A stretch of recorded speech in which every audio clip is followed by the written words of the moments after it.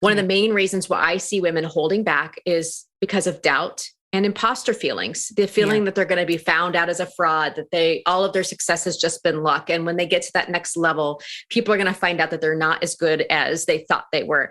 And yes, as a woman, there are things that we need to be accountable for and look internally and say, okay, maybe there is, some mindset work. I need to work on some limiting beliefs. I need to work on my self-promotion and advocacy. Yes, I need to look at the evidence that I did better on the test. And here's the and.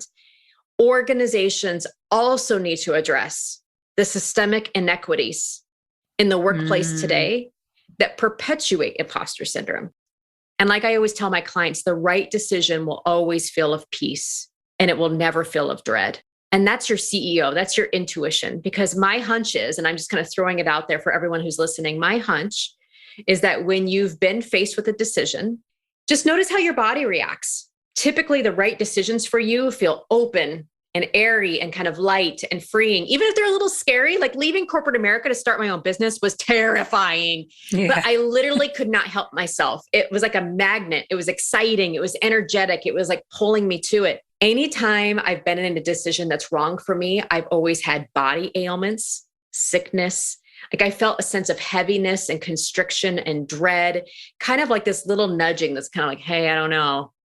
Hey, I don't know.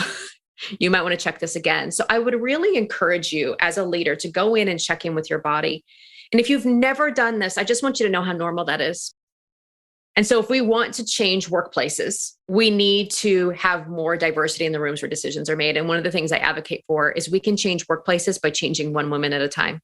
And that's my focus. Because if I can help one woman at a time, maybe she'll have the courage to speak up. Maybe she'll have the courage to run for office. Maybe she'll have the courage to go for the promotion. And when we start to see more women in leadership and we start to see more women advocating, I'm sure you and everyone listening can think of a woman that you saw show up, speak up, take a risk. And because she did all of those things, it probably inspired you to do the same. You're like, oh my gosh, her speaking up and saying what she really thought and how she really felt was so freeing, right? It's like, it's freeing for us to watch that. And that's what creates the ripple effect. So I think to change the systems of work, we need to see more diversity in leadership.